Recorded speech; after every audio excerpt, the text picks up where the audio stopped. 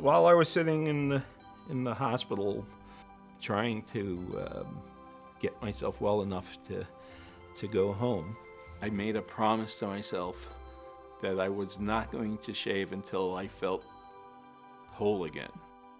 I've spent the last year trying to figure out where I was, what that place that I was in, what it meant to me. You unpack that life and you look at it and you try to pack it, and somehow it's not all fitting back in where I unpacked it. And I know if it's all folded correctly, it should go back, but I'm trying to reconcile what is today with what was yesterday, and it's a healing process. There's all kinds of healing that I am going through. 3, 2, 1.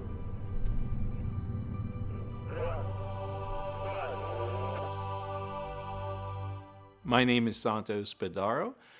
I am a vintage sports car racer, and I've been a vintage car mechanic for 30 years.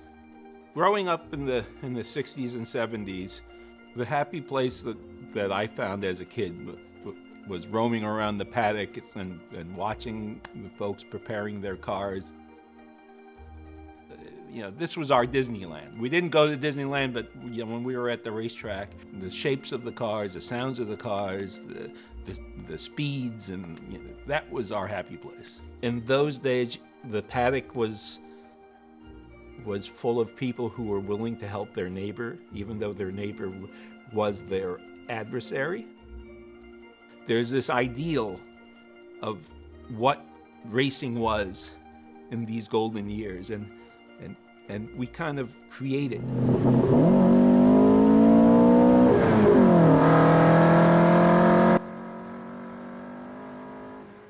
In vintage racing, you're initially drawn in by the shiny things, so the cars draw you in. But once you're all together, you realize that all the people that surround these cars are passionate, motivated, interesting folk. Each and every one of them. When you come into the paddock, generally you shift from that sort of competitive mode into this, I just had this wonderful experience and I want to share it with my friends.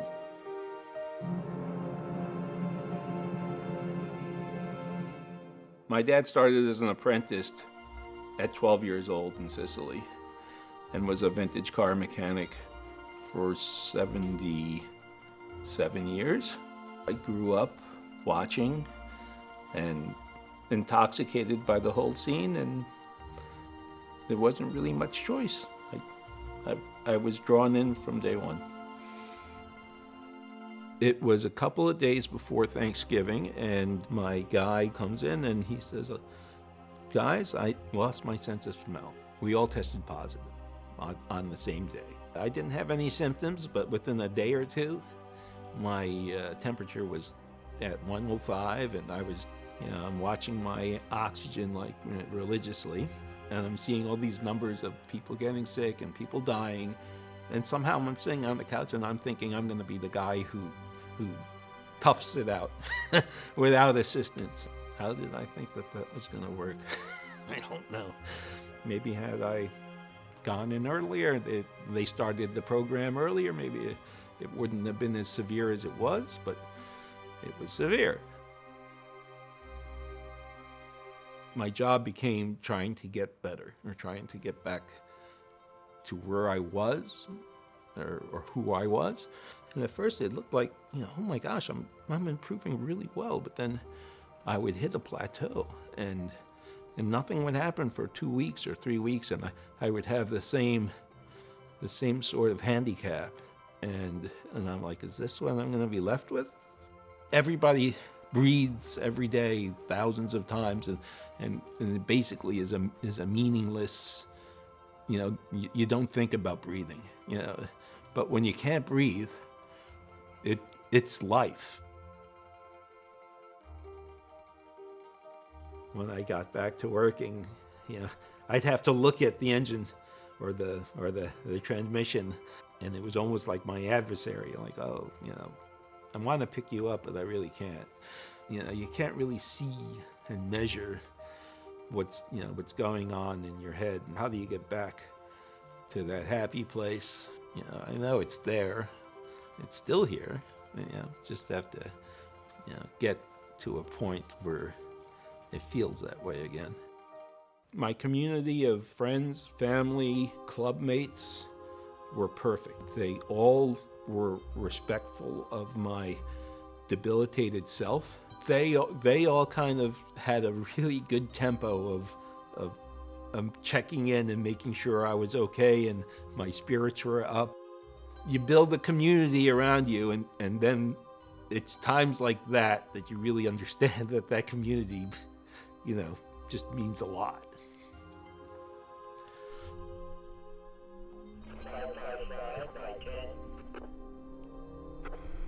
You sit in a hospital bed and you're not sure, if you're going to live or die, or you're not sure if you're going to walk more than 100 feet ever again. To be able to drive into the paddock and see all of your friends and get back to life as you knew it.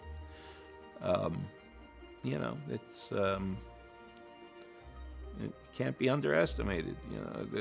There are things, like breathing, that you take for granted.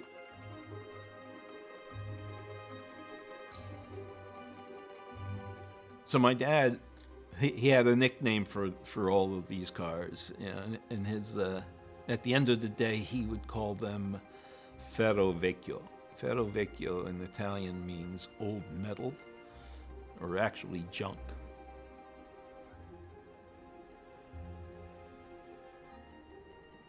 He loved these cars, and deeply he loved these cars, and they were his life, they were his passion, but he would call them Ferravecchio, and I still call them Ferravecchio from time to time, or at least I think of them as Ferravecchio, because at the end of the day, I think that they're like vehicles that bring us together. And, as much as I love the cars, and as much as Dad loved the cars, they are cars. They seem animate, and they make you happy. But, at the end of the day, they are kind of old metal. And it's the bonds and the relationships and the community that is what's really important in this old car world.